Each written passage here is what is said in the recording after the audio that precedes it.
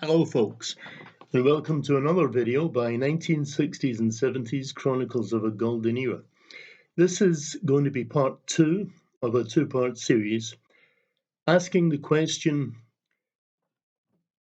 give me one single, just one single from every year from 1960 to 1979 which you think best describes, best defines that year.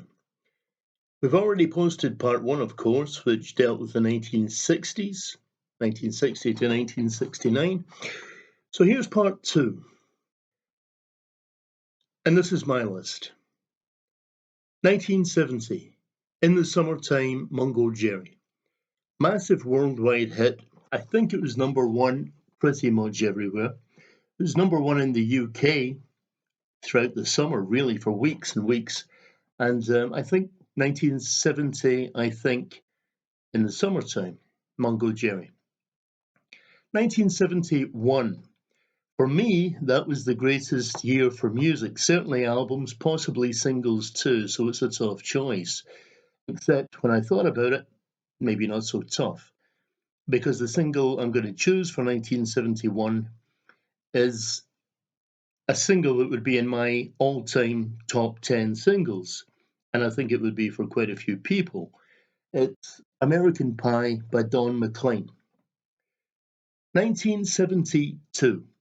1972 in the UK, anyway, glam rock was in full swing. Invented in 1971 by Mark Bolan and T-Rex. In 1972, T-Rex were the kings of the genre. Mark Bolan was the king of the genre. And a huge year for them. I was a big T-Rex fan, still am. And so for me, 1972 is defined by one of T-Rex's number 1 singles in the UK that year, Telegram Sam. 1973, glam rock is still huge. It's the last big year for glam rock. But by this time, Slade had taken over the mantle of T-Rex and become really the kings of the genre. And for that year, for me, is defined by their biggest ever hit single, which was the Christmas single, Merry Christmas, Everybody.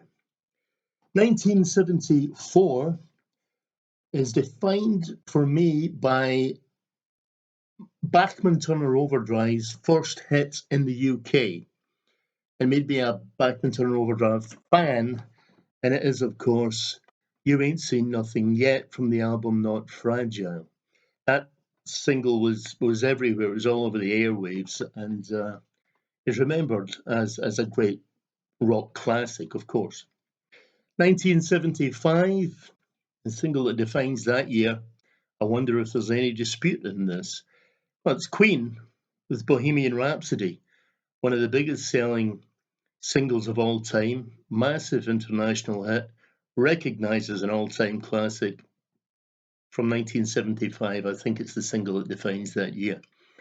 1976, there was a short-lived but huge phenomenon when much respected and well-known guitarist Peter Frampton released the album Frampton Comes Alive.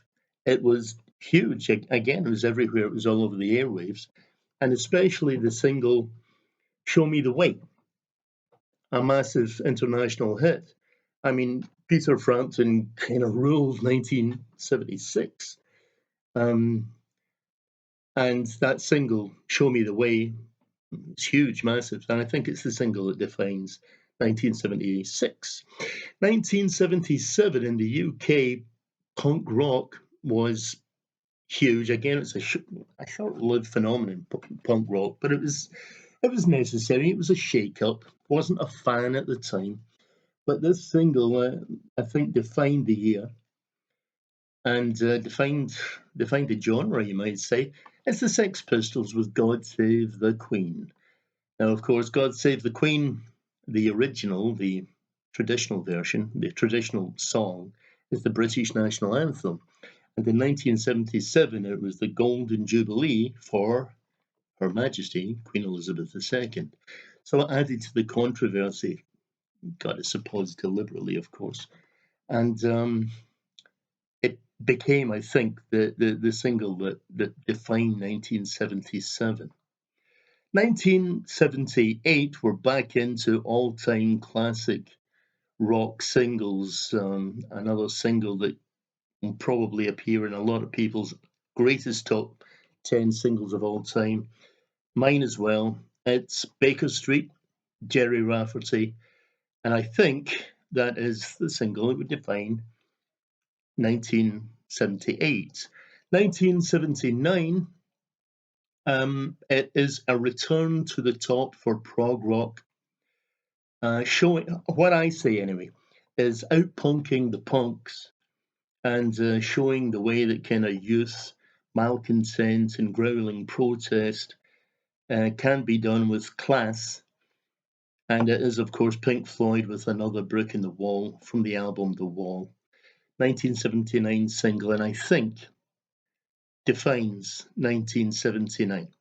So that's my list, my top 10. My 10 singles from 1970 to 1979, one from each year, defining each year. And I'm going to ask you to leave a list of what your 10 defining singles from the 70s would be. With that, I will say, please define, subscribe to the YouTube channel. It helps a lot, folks, and it's very necessary that Chronicles grows in that way. Subscribing is free. It can be a confusing word, subscribing, but subscribing is the same as linking the Facebook page. It's free. So please subscribe to the YouTube channel, leave comments, like, and I will see you again next time, the next YouTube video, because they're going to be more frequent now. Thanks for watching. Thanks for listening. Take care of yourself. See you next time.